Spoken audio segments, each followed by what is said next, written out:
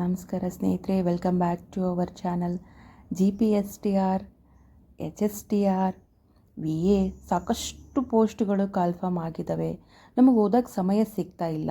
ಹೆಂಗೆ ಓದೋದು? ನಾನು ಗೃಹಿಣಿ, ನನಗೆ 2 ಮಕ್ಕಳಿದ್ದಾರೆ, 3 ಮಕ್ಕಳಿದ್ದಾರೆ, ಅತ್ತೆ ಮಾವ ಇದ್ದಾರೆ, ಟೈಮ್ ಸಿಗ್ತಾ ಇಲ್ಲ. ಸೊ ಈ ರೀತಿ ಚಿಂತೆ ಮಾಡಬೇಡಿ. ನಾನು ದಿನಾಲು ನಿಮಗಾಗಿ ಒಂದು ಮೋಟಿವೇಶನ್ ವಿತ್ ಸ್ಟಡಿ ಅಂತಕ್ಕಂಥ ವಿಡಿಯೋಗಳನ್ನು ನಿಮಗಾಗಿ ತರ್ತಾಯಿದ್ದೀನಿ. ನೀವೇನು ಓದ್ತಾ ಇದ್ದೀರಾ? ಹೌದು, ನಾನು GPSTR ಮತ್ತು HSTR ಎರಡಕ್ಕೂ ಕೂಡ ಸ್ಟಡಿ ಮಾಡ್ತಾ ಇದ್ದೀನಿ. ಏನು ಓದಬೇಕು, ಯಾವ ರೀತಿ ಓದಬೇಕು, ಯಾವ ಪುಸ್ತಕಗಳನ್ನು ಓದಬೇಕು, GKಗೆ ಸಂಬಂಧಪಟ್ಟಂತೆ ಯಾವ ಪುಸ್ತಕ ಓದಬೇಕು, ಇತಿಹಾಸಕ್ಕೆ ಸಂಬಂಧಪಟ್ಟಂತೆ, ಕನ್ನಡಕ್ಕೆ, ಇಂಗ್ಲೀಷ್ ಗ್ರಾಮರ್, ನಾವು ಯಾವ್ಯಾವ ಪುಸ್ತಕಗಳನ್ನು ರೆಫರ್ ಮಾಡಬೇಕು ಅನ್ನೋದನ್ನು ನಾನು ಪ್ರತಿದಿನ ಒಂದು ವಿಡಿಯೋಗಳನ್ನು ಅಪ್ಲೋಡ್ ಮಾಡ್ತಾ ಹೋಗ್ತೀನಿ. ದಯವಿಟ್ಟು ಚಾನಲನ್ನು ಸಬ್ಸ್ಕ್ರೈಬ್ ಮಾಡ್ಕೊಳ್ಳಿ. ಇವತ್ತು ನಾನು ಪಾಠ ಹೇಳಲು ಬಂದಿಲ್ಲ, ನಿಮಗೆ ಮೋಟಿವೇಶನ್ ಮಾಡಲಿಕ್ಕೆ ಬಂದಿದ್ದೀನಿ. ಜೊತೆಗೆ ನಾನು ಕೂಡ ಸೆಲ್ಫ್ ಸ್ಟಡಿ ಮಾಡ್ತಾ ಇದ್ದೀನಿ. ಸೊ ಅದರೊಂದಿಗೆ ನಿಮ್ಮ ಮನಸ್ಸಿಗೆ ಏನಾದರೂ ನೋವಾಗಿದ್ದರೆ ಆ ನೋವನ್ನು ಕಡಿಮೆ ಮಾಡುವಂಥ ಮಾತುಗಳನ್ನು ಕೂಡ ಹೇಳಕ್ಕೆ ಬಂದಿದ್ದೀನಿ. ಸ್ಟಡಿ ಮಾಡ್ತೀರಾ? ಎಸ್, ಸ್ಟಡಿ ಮಾಡಬೇಕು. ನಮ್ಮ ಜೊತೆ ನಿಮ್ಮನ್ನು ಕೂಡ ಜೊತೆಗೆ ಕರ್ಕೊಂಡು ಹೋಗಬೇಕು. ಓದು ಪ್ರಯತ್ನ ನಮ್ಮದು, ಫಲ ಪ್ರತಿಫಲ ಭಗವಂತಂದು ಅಂತ ಸೊ ಅನಾದಿ ಕಾಲದಿಂದಲೂ ಹೇಳ್ಕೊಂಡು ಬಂದಿದ್ದಾರೆ. ಯಾವ್ಯಾವ ಪುಸ್ತಕಗಳು ಓದಬೇಕು? ಸಮಯನೇ ಸಿಕ್ಕೋದಿಲ್ಲ. ಯಾಕೆ ಸಿಕ್ಕೋದಿಲ್ಲ ಸಮಯ? ಮಕ್ಕಳು 9 ಗಂಟೆ ಅಥವಾ 9:30 ಸ್ಕೂಲ್ಗೆ ಹೋಗ್ತಾರೆ. ಯಜಮಾನರು 10 ಗಂಟೆ, 10:30, 8 ಗಂಟೆ ಆಫೀಸ್ಗೆ ಹೋಗ್ತಾರೆ. ಮನೆ ಕೆಲಸ ಅವ್ರು ಹೋದ್ಮೇಲೆ ಪಾತ್ರೆ ತೊಳಿಬೇಕು, ಬಟ್ಟೆ ಒಗಿಬೇಕು, ಅಡುಗೆ ಮಾಡಬೇಕು. ಸೊ ನೀವು ಸ್ವಲ್ಪ ಬೇಗ ಹೇಳಲಿಕ್ಕೆ ಟ್ರೈ ಮಾಡಿ. ಸೊ ಅವರು ಎಲ್ಲ ಹೋದ್ಮೇಲೆ ನಿಮಗೆ ಮಿನಿಮಮ್ ನಿಮ್ಮ ದಿನನಿತ್ಯದ ಕಾರ್ಯಗಳು, ಸ್ನಾನ, ಪೂಜೆ ಪುನಸ್ಕಾರಗಳನ್ನು ಮಾಡಲಿಕ್ಕೆ ಮಿನಿಮಮ್ ಅಂದರೂ ಒಂದು 11:30. ಯಾಕಂದರೆ ನಾನು ಓದಬೇಕು ಅನ್ನೋ ಹಂಬಲ ನಿಮಗಿದ್ರೆ ನೀವು 1 ತಾಸು ಮಾಡೋ ಕೆಲಸನ ಅರ್ಧ ತಾಸಲ್ಲಿ ಮುಗಿಸ್ಬಿಡಿ. ಅರ್ಧ ತಾಸಲ್ಲಿ ಮುಗಿಸಿದ್ರೆ ನಿಮಗೂ ಸಮಯ ಸಿಗುತ್ತೆ. ಹಬ್ಬ ಅಂದರೆ 12 ಗಂಟೆ ತನಕ ನಿಮ್ಮ ಕೆಲಸ ಫಿನಿಶ್ ಆಗುತ್ತೆ, ಅಡುಗೆ ಬಟ್ಟೆ ಎಲ್ಲ ಇಟ್ಕೊಂಡು. ಸೊ 12ರಿಂದ ಮತ್ತೆ ಮಕ್ಕಳು 4 ಗಂಟೆಗೆ ಬರ್ತಾರೆ, 3:30ಗೆ ಬರ್ತಾರೆ. ಸೊ ಚಿಕ್ಕ ಮಕ್ಕಳಾಗಿದ್ದರೆ 3:30ಗೆ ಬರ್ತಾರೆ. ನಿಮಗೆ ಮಿನಿಮಮ್ ಅಂದರೂ 3 ತಾಸು ಮಧ್ಯಾಹ್ನನೇ ಸಿಗುತ್ತೆ ಅಲ್ವಾ? ಊಟ ಮಾಡಿ TV ನೋಡಿ ಮಲ್ಗೋ ಬದಲು ನೀವು 3 ತಾಸು ನಾನು ಓದಲೇಬೇಕು. ಹೌದು, ಆ ಥರ ನಿಮ್ಮ ಮನಸ್ಸನ್ನು ಗಟ್ಟಿ ಮಾಡ್ಕೊಳ್ಳಿ. ನನ್ನ ಮನಸ್ಸಿನ ಮಾತನ್ನು ನಿಮ್ಮೊಂದಿಗೆ ನಾನು ಹಂಚಿಕೊಳ್ಳಲಿಕ್ಕೆ ಬಂದಿದ್ದೀನಿ ಅಂತ ತಿಳ್ಕೊಳ್ಳಿ. ನಾನು ಕೂಡ ನಿಮ್ಮಂತೆ ಒಬ್ಬ ಗೃಹಿಣಿ. ನನಗೂ ಕೂಡ 2 ಮಕ್ಕಳಿದ್ದಾರೆ. ಹಂಗಂತ ನಾನು ಕೈ ಕೊಟ್ಟು ಕೂತಿದ್ರೆ ಆಗಲ್ಲ. ಹಾಗಾದರೆ ನೀವು ಯಾಕೆ ಇಷ್ಟು ದಿನ? ನಾನು ಸತತವಾಗಿ ಪ್ರಯತ್ನ ಮಾಡ್ತಾ ಇದ್ದೀನಿ ಅಂತಲೇ ಇವತ್ತು TET ಪಾಸಾಗಿದೆ, ಕಂಪಲ್ಸರಿ ಕನ್ನಡ ಪಾಸಾಗಿದೆ, MA ಗ್ರಾಜ್ಯುಯೇಟು, MA ಕಂಪ್ಲೀಟ್ ಆಗಿದೆ, B.Ed ಕಂಪ್ಲೀಟ್ ಆಗಿದೆ, MSW ಕಂಪ್ಲೀಟ್ ಆಗಿದೆ. ಆದರೂ ಯಾಕೆ ನಾವೆಲ್ಲ BSc ಆಗಿದೆ, ಇನ್ನೂ ಏನೇನೋ ನಾವು ಸೈನ್ಸ್ ವಿಭಾಗದವರು MSc ಮಾಡ್ಕೊಂಡಿದ್ದೀವಿ, ಆದರೂ ಮನೇಲಿ ಕೂತಿದ್ದೀವಿ, ಟೈಮ್ ಸಿಗಲ್ಲ. ಅಯ್ಯೋ ಹಾಗೆಲ್ಲ ಕೋಚಿಂಗ್ ಹೋದ್ರೆ ಮಾತ್ರ ಆಗುತ್ತಾ? ಸೊ ಕೋಚಿಂಗ್ ಹೋಗೋಕ್ಕೆ ಅನುಕೂಲ ಇದ್ದರೆ ಖಂಡಿತ ಒಳ್ಳೆಯದು, ಹೋಗಿ. ಅನುಕೂಲ ಇಲ್ಲ ಅಂದರೆ ನಮ್ಮನ್ನು ನಾವು ಸ್ಟ್ರಗಲ್ ಮಾಡ್ಕೋಬೇಕು, ಕಠಿಣ ಪರಿಶ್ರಮ ಪಡಲೇಬೇಕಲ್ವಾ? ಮುಂದೊಂದು ದಿನ ಖುಷಿಯಾಗಿರಬೇಕು, ಸುಖವಾಗಿರಬೇಕು ಅಂತಂದರೆ ಇರೋ ಸಮಯವನ್ನು ನಾವು ತಕ್ಕೊಳ್ಬೇಕು. ಸೊ ನಿಮಗಾಗಿ ನಾನಿವತ್ತು ಒಂದು ಸಣ್ಣ ಮೋಟಿವೇಶನ್, ಇಷ್ಟ ಆದರೆ ಲೈಕ್ ಮಾಡಿ. ಡೈಲಿ ಒಂದು ವಿಡಿಯೋನ ಅಪ್ಲೋಡ್ ಮಾಡ್ತೀನಿ. ನನ್ನ ಜೊತೆ ನೀವು ಕೂಡ ಓದ್ತಾ ಬನ್ನಿ. ನಾನು ಕೇವಲ 10-12 ನಿಮಿಷದ ವಿಡಿಯೋನ ಹಾಕ್ತೀನಿ, ಆದರೆ ದಿನಕ್ಕೆ 5ರಿಂದ 6 ತಾಸು ಸಮಯ ಕೂಡ ಸಿಗುತ್ತೆ. ಹೆಂಗೆ ಸಿಗುತ್ತೆ ಅದು ಸಮಯ ಅನ್ನೋದನ್ನು ನಾನು ಕೊನೆಯಲ್ಲಿ ಹೇಳ್ತೀನಿ. ವಿಡಿಯೋನ ಸ್ಕಿಪ್ ಮಾಡದೆ ನೋಡಿ. ಏನಂದರೆ ನೀವು ಓದಬೇಕಂದ್ರೆ ಏನು ಮಾಡಬೇಕು, ಯಾವ ಪುಸ್ತಕಗಳು? ಹೌದು, ಪ್ರೈಮೇರಿಯಿಂದನೂ ಸ್ಟಡಿ ಮಾಡಿ. GPSTR ಓದ್ತಾ ಇದ್ದೀರಿ, HSTR ಓದ್ತಾ ಇದ್ದೀರಿ ಅಂತಂದರೆ 5ನೇ ತರಗತಿಯಿಂದ ಸ್ಟಾರ್ಟ್ ಮಾಡಿ. ಹಾಗಾದರೆ 3-4 ಓದಿ, ಪರವಾಗಿಲ್ಲ. ಏನು 3-4 ತರಗತಿ ಬುಕ್, 3ನೇ ತರಗತಿ 4ನೇ ತರಗತಿ ಬುಕ್ಕು 1-2 ದಿನದಲ್ಲಿ ಕಂಪ್ಲೀಟ್ ಮಾಡ್ಬೋದು. ಮತ್ತು ರಿವಿಷನ್ ಮಾಡ್ಕೊಳ್ಳೋಕ್ಕೂ ಸಮಯವನ್ನು ತಗೋಬೇಕು. ಶಾರ್ಟ್ ಟೈಮ್, ನಾನು ಇನ್ನೂ ಓದೇ ಇಲ್ಲ, ಹೆಂಗೆ ಮಾಡಬೇಕು? ಹೈಲೈಟ್ಸ್ಗಳನ್ನು ಓದಿ. ಯಾಕಂದರೆ ರಿಟರ್ನ್ ಎಕ್ಸಾಮ್ ಇದೆ, ಅದನ್ನು ಪ್ರಾಕ್ಟೀಸ್ ಮಾಡಬೇಕು. ಒಂದು ಸರಿ ಪಟ ಅಂತ ಓದಬೇಕು, ಅಲ್ಲೇ ಪಾಯಿಂಟ್ಸ್ ಮಾಡ್ತಾ ಹೋಗಬೇಕು. ಸೊ ನಿಮಗೆ ಟಫ್ ಆಗಿರೋದನ್ನು, ಇಸ್ವಿಗಳನ್ನು ಅಲ್ಲೇ ಪುಸ್ತಕದಲ್ಲಿ ಬರಿತಾ ಹೋಗಿ. ನನಗೆ ನೋಟ್ಬುಕ್ ತೊಗೊಂಡು ಬರೆಯೋಕ್ಕಾಗಲ್ಲ ಅನ್ನೋರು, ಇಲ್ಲ ನನಗೆ ಅಕ್ಷರ ಕೂಡ ಸ್ಪೀಡ್ ಆಗಬೇಕು ಅನ್ನೋರು, ಒಂದು ನೋಟ್ಬುಕ್ ತೊಗೊಳ್ಳಿ. ಓದಿ ಆದಮೇಲೆ ನೀವೇ ಪ್ರಶ್ನೆಗಳಿಗೆ ಉತ್ತರಗಳನ್ನು ಬರಿತಾ ಹೋಗಿ. ನೋಡಿ, ಕಠಿಣ ಪರಿಶ್ರಮ ಇದ್ದರೆ ಒಂದಲ್ಲ ಒಂದಿನ ಫಲ ಸಿಗುತ್ತೆ. ಹೌದು, ನಾನು ಕೂಡ ಗೃಹಿಣಿ ಅಂತ ಹೇಳಿದೆ, ನನಗೂ ಮಕ್ಕಳಿದ್ದಾರೆ. ಸೊ ಬಹಳ ಜನ ಕೇಳ್ತಾರೆ, ಇಷ್ಟು ಕೆಲಸದ ನಡುವೆ ಹೇಗೆ ಓದ್ತೀರಿ? ಆ ಕೆಲಸನ ನಾವು ಪಟ ಅಂತ ಮುಗಿಸ್ಕೊಳ್ಬೇಕು. ನಮಗಾಗಿ ನಾವು ಸಮಯವನ್ನು ತಕ್ಕೊಳ್ಬೇಕು. ನಂದು ಒಂದೇ ಉತ್ತರ ಏನಂತಂದರೆ, ಸಮಯ ಸಿಗೋದಿಲ್ಲ ಅಂತ ಹೇಳ್ತಾರೆ. ಸಮಯ ಸಿಗಲ್ಲ, ಅದನ್ನು ನಾವು ಮಾಡ್ಕೊಳ್ಬೇಕು. ಬೆಳಗ್ಗೆ ಸ್ವಲ್ಪ ಬೇಗ ಎದ್ದೇಳಿ, ರಾತ್ರಿ ಎಲ್ಲರೂ ಮಲಗ್ತಾರೆ. ಮಲಗಿದ ಮೇಲೆ ಸ್ವಲ್ಪ ಸಮಯ 1 hour ಆರ್ ನೋಡಿ, ಯಾವುದೋ ಒಂದು ಸೀರಿಯಲ್ಲು ಮೂವಿ ನೋಡ್ತಿದ್ವಿ ಅಂದರೆ ಸೊ ಮಿನಿಮಮ್ ಅಂದರೂ ಹಬ್ಬಬ್ಬ ಅಂದ್ರೆ ಮನೆಯಲ್ಲಿ ಎಲ್ಲರೂ ಮಲಗೋದು ಹಳ್ಳಿಗಾಡುಗಳಲ್ಲೆಲ್ಲ 9:30 9 ಗಂಟೆ 10 ಗಂಟೆ ಅಂದ್ಕೊಳ್ಳಿ. ನೀವು ಸಿಟಿಲಿದ್ದೀರಾ 10 10:30 ಲಾಸ್ಟ್ ಅಂದ್ಕೊಳ್ಳಿ. ನೀವು ಅವ್ರಿಗಿಂತ 1-1.5 ತಾಸು ಆಮೇಲೆ ಮಲ್ಕೊಳ್ಳಿ. 11 ಗಂಟೆ 11:30 ತನಕ ಸ್ಟಡಿ ಮಾಡಿ. ದಿನಕ್ಕೆ 1 ಗಂಟೆ ಆದರೂ ಓದ್ರಿ.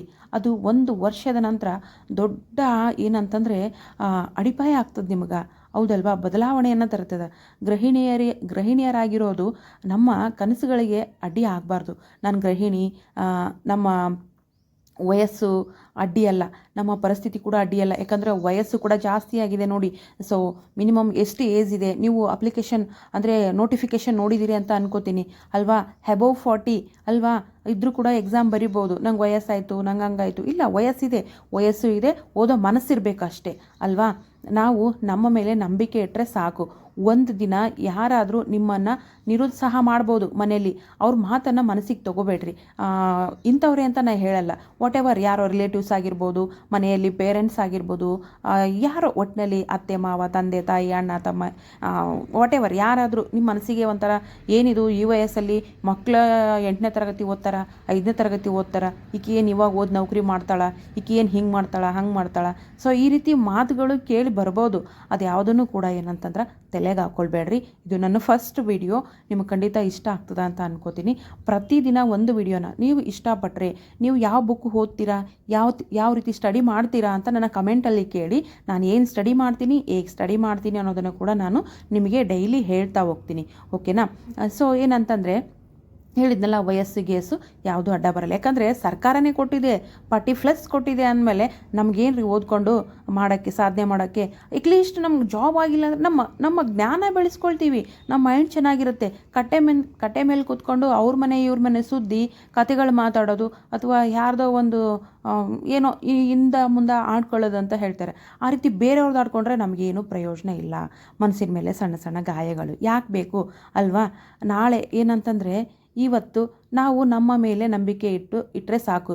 ಇದು ಒಂದು ಪುಟ ಅಲ್ವಾ? ಇವತ್ತು 1 ಪುಟ ಓದ್ರಿ, ನಾಳೆ 2 ಪುಟ ಓದ್ತೀರಿ, ನಾಳೆ ನೀವು 3 ಪುಟ ಓದ್ತೀರಿ. ಹೀಗೆ ನಿಮಗೆ ಇಂಟ್ರೆಸ್ಟ್ ಬರ್ತಾ ಹೋಗುತ್ತೆ. ಸಣ್ಣ ಸಣ್ಣ ಹೆಜ್ಜೆಗಳು ದೊಡ್ಡ ಯಶಸ್ಸಿನ ಕಡೆಗೆ ಕರೆದೊಯ್ತವ. ಹೌದಾ?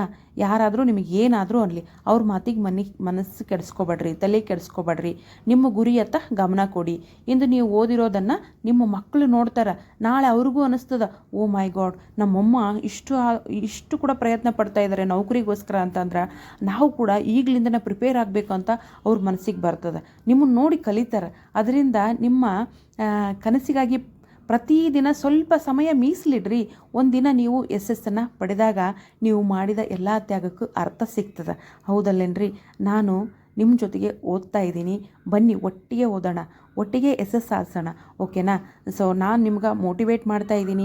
ಯಾಕಂತಂದರೆ ಸಾಕಷ್ಟು ಗೃಹಿಣಿಯರು ನೋಡಿರಿ, almost BA BEd MA BEd MSW BSc BEd ಸಾಕಷ್ಟು ಜನ ಗೃಹಿಣಿಯರು ಓದ್ಕೊಂಡಿದ್ದಾರೆ. BEdದವ್ರಿಗೆ ಕನ್ನಡ ಆಗಿರ್ಬೋದು, ಇತಿಹಾಸ ಆಗಿರ್ಬೋದು, ಈವನ್ ಸೈನ್ಸ್ ಮಾಡಿ BSc ಮಾಡಿದವ್ರಾಗಿರ್ಬೋದು. ಅಯ್ಯೋ ಏನಪ್ಪ ಮಾಡೋದು, ಸಮಯನೇ ಸಿಗೋದಿಲ್ಲ. ಸಮಯ ಸಿಗುತ್ತೆ, ಬೇರೆ ಎಲ್ಲಕ್ಕೂ ಸಮಯ ಸಿಗುತ್ತಾ ಅಂತಂದರೆ ಓದೋಕ್ಕೆ ಯಾಕೆ ಸಮಯ ಸಿಗೋದಿಲ್ಲ? ನಾನು ಕೂಡ ಈ ರೀತಿ ಲೇಜಿ ಕೆಲಸಗಳನ್ನು ತುಂಬ ಮಾಡಿದ್ದೀನಿ. ಈಗ ನಾನು ಕೂಡ ಮನಸ್ಸಿನ ಮೇಲೆ ಗಾಢವಾಗಿ ತಗೊಂಡಿದ್ದೀನಿ ನನ್ನ ಮನಸ್ಸಿಗೆ. ಸೊ ಹಾಗಾಗಿ ನನ್ನ ಜೊತೆ ನೀವು ಕೂಡ ಪ್ರಯಾಣವನ್ನು ಬೆಳೆಸಿ ಓದೋಣ. ಎಲ್ಲಿಗೆ ಮುಟ್ಟುತ್ತೆ? ಮನಸ್ಸು ಇಚ್ಛೆ ಇಟ್ಟು ಓದಿದ್ರೆ ಅದು ನಾವು ಓದಿರೋದು ಯಾವತ್ತೂ ಕೂಡ ನಷ್ಟ ಅಂತೂ ಆಗೋದಿಲ್ಲ ಅಲ್ವಾ? ಭೂಮಿಗೆ ಬಿದ್ದ ಬೀಜ ಯಾವತ್ತೂ ಕೂಡ ವ್ಯರ್ಥ ಆಗೋದಿಲ್ಲ ಅಂತ ಹೇಳ್ತಾರೆ ದೊಡ್ಡವರು.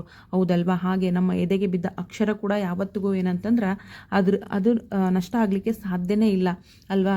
ಹೆಚ್ಚಿನ ಜ್ಞಾನ ಬೆಳೆಸ್ಕೊಳ್ಬೋದು, ನಮ್ಮನ್ನು ನೋಡಿ ನಮ್ಮ ಮಕ್ಕಳು ಕಲಿಬೋದು, ಅವ್ರಿಗೂ ಮೋಟಿವೇಟ್ ಆಗ್ಬೋದು ಅಲ್ವಾ? ಈ ರೀತಿ ಸಾಕಷ್ಟು ಆಗುತ್ತೆ. ಹಾಗಾಗಿ ನೀವು ಕೂಡ ಪ್ರತಿದಿನ ನನ್ನ ಒಂದು ವಿಡಿಯೋಗಳನ್ನು ನೋಡಿ ನಿಮಗೆ ಯಾವ ರೀತಿ ಸಹಾಯ ಬೇಕು ನನಗೆ ಕಮೆಂಟ್ ಮೂಲಕ ತಿಳಿಸಿ.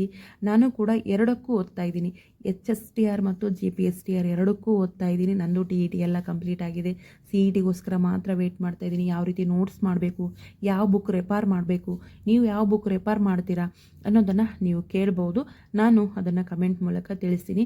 ಹಾಗೆ ನೀವು ಓದ್ತಿರ್ಬೇಕಾದ್ರೆ ಮಕ್ಕಳು ಹೋಗಿರ್ತಾರೆ, ಗಂಡನೂ ಹೋಗಿರ್ತಾರೆ, ಮನೇಲಿ ಒಬ್ಬರೇ ಇರ್ತೀರಿ, TV ನೋಡ್ಕೊಂಡು ಫೋನ್ ನೋಡ್ಕೊಂಡು ಕಾಲಹರಣ ಮಾಡೋಕ್ಕಿಂತ 1-2 ತಾಸಾದರೂ ಸಮಯ ಸಿಗುತ್ತೆ ರೀ. ನನ್ನ ಪ್ರಕಾರ ಎಂಥ ಗೃಹಿಣಿ ಆದರೂ ಸರಿ, ಮನೇಲಿ ಅತ್ತೆ ಮಾವ ಇದ್ದಾರೆ, ತಂದೆ ತಾಯಿ ಇದ್ದಾರೆ, ಭಾವ ಮೈದ್ನ ಇದ್ದಾರೆ, ಅವ್ರಿಗೆಲ್ಲ ಮಧ್ಯಾಹ್ನ ಎಂಥ ಅಡುಗೆ ಮಾಡಬೇಕು ಮಧ್ಯಾಹ್ನಕ್ಕೆ ಅಂದರೆ ನಿಮಗೆ 2 hours ಅಂತೂ ಸಿಕ್ಕೇ ಸಿಗುತ್ತೆ. ಆ 2 hours ನಿಮಗೋಸ್ಕರ, ನಿಮ್ಮ ಲೈಫ್ಗೋಸ್ಕರ, ನಿಮ್ಮ ಏನಂತಂದರೆ ಅಚೀವ್ಗೋಸ್ಕರ, ನಿಮ್ಮ ಕನಸಿಗೋಸ್ಕರ ಬಳಸ್ಕೊಂಡು ನೋಡಿ. ನಿಮಗೆ ಅನಿಸುತ್ತೆ ಮುಂದೆ ಒಂದಿನ ಅಬ್ಬಾ ನನ್ನ ಕಷ್ಟಕ್ಕೆ ಪ್ರತಿಫಲ ಸಿಕ್ತು ಅಂತ. ಅದು ಯಾವುದಾದ್ರೂ ಒಂದು ರೀತಿಯಲ್ಲಿ ಖುಷಿ ಕೊಡ್ಬೋದು. ಓದ್ತಾ ಓದ್ತಾ ಓದ್ತಾ ನಮ್ಮ ಜ್ಞಾನ ಕೂಡ ಬೆಳೆಸ್ಕೋಬೋದು. ಮುಂದೊಂದಿನ ನಮ್ಮ ಮಕ್ಕಳಿಗೆ ನಾವು ಟೀಚ್ ಮಾಡುವಂಥ ಶಕ್ತಿನಾದರೂ ಬೆಳೆಸ್ಕೋಬೋದು. ನೌಕರಿಗೋಸ್ಕರ ಅಂತಲೇ ಓದ್ರಿ, ಈಗ ನೀವು ಇಲ್ಲ ಅಂದರೆ ಇನ್ನೊಂದು ನೌಕರಿಗೂ ಉಪಯೋಗ ಆಗ್ಬೋದು. ಸೊ ಒಟ್ಟಿನಲ್ಲಿ ಓದು ಅನ್ನೋದು ಒಂದು ಹವ್ಯಾಸವಾಗಿ ಬೆಳೆಸ್ಕೊಳ್ಳಿ. ಅದ್ರ ಜೊತೆ ಕಠಿಣ ಪರಿಶ್ರಮ ಇರಲಿ, ಜೊತೆಗೆ ಸ್ಮಾರ್ಟ್ ಸ್ಟಡಿ ಇರಲಿ. ಯಾವ ರೀತಿ ಸ್ಮಾರ್ಟಾಗಿ ಸ್ಟಡಿ ಮಾಡಬೇಕು, ಯಾವ ರೀತಿ ಪ್ರಶ್ನೆಗಳನ್ನು ಓದಬೇಕು, ಯಾವ ರೀತಿ ಅನಾಲಿಸಿಸ್ ಮಾಡ್ಕೋಬೇಕು, ಯಾವ ರೀತಿ ನಾವು ಮತ್ತೆ ಅದನ್ನು ರೀರಿಯಾಗಿ ಓದಬೇಕು, ಅಂದರೆ ರಿಪೀಟೆಡ್ ಆಗಿ ಓದಬೇಕು, ಯಾವುದು ರಿಪೀಟೆಡ್ ಆಗಿ ಓದಬೇಕು, ಯಾವುದು ಲೈಟಾಗಿ ಓದಬೇಕು, ಯಾವುದನ್ನು ಪಾಯಿಂಟ್ಸ್ ಮಾಡಬೇಕು ಅನ್ನೋದನ್ನು ಕೂಡ ನಾನು ಪ್ರತಿದಿನ ಹೇಳ್ತಾ ಹೋಗ್ತೀನಿ. ನೀವು ಯಾವ ರೀತಿ ಕಮೆಂಟ್ ಆಗ್ತೀರಾ ಅನ್ನೋದ್ರ ಮೇಲೆ ಡಿಫೆಂಡ್. ನಿಮಗೆ ಏನು ಡೌಟ್ಸ್ ಇದ್ದರೂ ಕೂಡ ಕಮೆಂಟ್ ಮಾಡಿ. ಸೊ ಕಮೆಂಟ್ ಸೆಕ್ಷನಲ್ಲಿ ನಿಮ್ಮ ಒಂದು ಕಮೆಂಟನ್ನು ನೋಡಿ ಅದಕ್ಕೆ ತಕ್ಕಂತೆ ನಾನು ವಿಡಿಯೋಗಳನ್ನು ಅಪ್ಲೋಡ್ ಮಾಡ್ತಾ ಹೋಗ್ತೀನಿ. ಸೊ ಏನೇ ಆಗಲಿ ಓಪ್ಸ್ ಕಳ್ಕೋಬೇಡಿ. ಸೊ ಈಗ ನೀವು ಸ್ಟಾರ್ಟಿಂಗ್ ಓದ್ತಾ ಇದ್ದೀರಿ ಅಂತಂದ್ರೆ ಪ್ರೈಮರಿ ಸ್ಕೂಲ್ ಬುಕ್ ಓದೋದು ಬೆಟರು. ಒಂದು ಸಾರಿ ಪಟ ಪಟ ಪಟ ಪಟ ಅಂತ ಸ್ಪೀಡ್ ರೀಡಿಂಗ್ ಅಂತ ಹೇಳ್ತೀವಿ, ಸ್ಪೀಡಾಗಿ ರೀಡ್ ಮಾಡ್ತಾ ಹೋಗಿ, ಅಲ್ಲಲ್ಲಿ ಪಾಯಿಂಟ್ಸ್ಗಳಿದ್ರೆ ಅದೇ ಪುಸ್ತಕದಲ್ಲಿ ಬರಿತಾ ಹೋಗಿ. ಸೊ ಇಲ್ಲಾಂದರೆ ಒಂದು ಪೆನ್ಸಿಲ್ ತೊಗೊಂಡು ಮಾರ್ಕ್ ಮಾಡ್ತಾ ಹೋಗಿ, ಪೆನ್ಸಿಲ್ ಇಲ್ಲ ಮಾರ್ಕರ್ ಸಿಗುತ್ತೆ, ಮಾರ್ಕರಿಂದ ಮಾರ್ಕ್ ಮಾಡ್ತಾ ಹೋಗಿ. ಇದು ನಿಮ್ಗೆ ಮತ್ತೆ ನೀವು ಇನ್ನೊಂದು ಸಾರಿ ರಿಪೀಟ್ ಓದಬೇಕಾದ್ರೆ ಏನಂತಂದರೆ ರಿವಿಷನ್ ಮಾಡಬೇಕಾದಾಗ ಬೇಗ ನಿಮ್ಗೆ ಐಡೆಂಟಿಫೈ ಆಗುತ್ತೆ. ಆ ಒಂದು ಪಾಯಿಂಟಿಗೆ ಪಟ್ಟ ಅಂತ ಕಣ್ಣು ಹೋಗಿಬಿಡುತ್ತೆ. ಅದು ನಿಮ್ಮ ನೆನಪಿನಲ್ಲಿ ಇಟ್ಕೊಳ್ಳೋಕ್ಕೂ ಕೂಡ ಅನುಕೂಲ ಆಗುತ್ತೆ ಅನ್ನೋ ಒಂದು ಉದ್ದೇಶಕ್ಕೋಸ್ಕರ ನೀವು ಪಾಯಿಂಟ್ಸನ್ನು ಪುಸ್ತಕದಲ್ಲಿ ಆದರೂ ಮಾಡ್ಕೊಳ್ಬೋದು, ಅಥವಾ ಬೇರೆ ಒಂದು ನೋಟ್ಬುಕ್ ಕಾಪಿಯನ್ನು ತೊಗೊಂಡಾದರೂ ಬರ್ಕೊಳ್ಬೋದು. ಸೊ ಖಂಡಿತ ಈ ವಿಡಿಯೋ ನಿಮಗೆ ಇಷ್ಟ ಆಗಿದೆ ಅಂತ ನಾನು ಭಾವಿಸ್ತೀನಿ.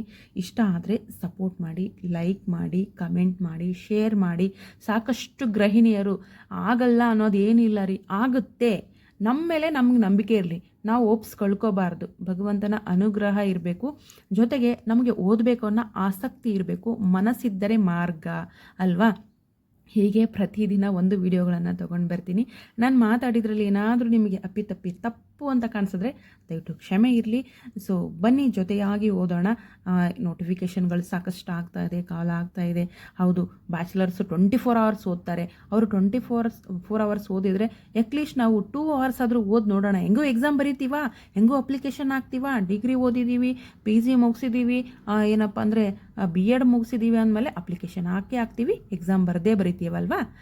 ಅದಕ್ಕಾದರೂ ನಾವು ಎಕ್ಸಾಮ್ ಬರಿತೀವಿ ಅನ್ನೋ ಉದ್ದೇಶಕ್ಕೋಸ್ಕರನಾದರೂ ನೀವು ದಿನಾ 2 hours ಸ್ಟಡಿ ಮಾಡಿ ನೋಡಿ. ಅದು ಓದ್ತಾ ಓದ್ತಾ ಓದ್ತಾ ಏನಾಗುತ್ತೆ ಅಂತಂದರೆ ನಿಮಗೆ ಒಂದು ದೊಡ್ಡ ಹವ್ಯಾಸವಾಗಿ ಬೆಳೆದುಕೊಳ್ಳುತ್ತೆ. ಅದು ಮುಂದೊಂದಿನ ನಿಮ್ಮನ್ನು ಉತ್ತುಂಗಕ್ಕೆ ನಿಲ್ಲಿಸುತ್ತೆ ಅನ್ನೋದು ನನ್ನ ಒಂದು ಅಭಿಪ್ರಾಯ. ಸೊ ನಿಮ್ಮ ಅಭಿಪ್ರಾಯ, ಅನಿಸಿಕೆಗಳನ್ನು, ಯಾವ ಪುಸ್ತಕಗಳು ಓದಬೇಕು, ನೀವು ಯಾವ ಪುಸ್ತಕಗಳು ಓದ್ತೀರಿ ಅಂತಲೂ ನನಗೆ ಕ್ವಶನ್ ಮಾಡಿ. ನಾನು ಖಂಡಿತ ನಿಮಗೆ ಆನ್ಸರನ್ನು ಕಮೆಂಟ್ ಮೂಲಕ ತಿಳಿಸ್ತೀನಿ. ಬೇಕಾದರೆ ಲೈವ್ ಕೂಡ ಸಿಗೋಣ ಅಂತ ಹೇಳ್ತಾ ಇವತ್ತಿನ ಒಂದು ವಿಡಿಯೋನ ಇಲ್ಲಿಗೆ ಎಂಡ್ ಮಾಡ್ತಾ ಇದ್ದೀನಿ. ನಿಮ್ಮ ಸಪೋರ್ಟ್, ನಿಮ್ಮ ಪ್ರೋತ್ಸಾಹ, ನಿಮ್ಮ ಒಂದು ಕಮೆಂಟ್ಸ್ ಹೇಗಿದೆ ಅನ್ನೋದ್ರ ಮೇಲೆ ನಾನು ಪ್ರತಿದಿನ ವಿಡಿಯೋಗಳನ್ನು ಅಪ್ಲೋಡ್ ಮಾಡ್ತಾ ಹೋಗ್ತೀನಿ. ಓಕೆನಾ? ಯಾರೆಲ್ಲ ಇಲ್ಲಿ ತನಕ ವಿಡಿಯೋಗಳನ್ನು ನೋಡಿದ್ದೀರಿ, ಥ್ಯಾಂಕ್ ಯು ಸೋ ಮಚ್. ಸಮಯ ಇದೆ ರೀ, ಸಮಯ ಸಿಕ್ಕಾಗ ಅದನ್ನು ಸದುಪಯೋಗಪಡಿಸ್ಕೊಳ್ಳಿ. ಓಕೆನಾ? ಮತ್ತು ನೆಕ್ಸ್ಟ್ ವಿಡಿಯೋದಲ್ಲಿ, ಸೆಕೆಂಡ್ ವಿಡಿಯೋದಲ್ಲಿ, ಇದು ನನ್ನ ಫಸ್ಟ್ ವಿಡಿಯೋ, ಫಸ್ಟ್ ಡೇ. ಶಿಕ್ಷಕರಾಗಬೇಕು ಅನ್ನೋರು ನನ್ನ ವಿಡಿಯೋನ ಮಿಸ್ ಮಾಡದೆ ನೋಡಿ. ಧನ್ಯವಾದಗಳು. Thank you.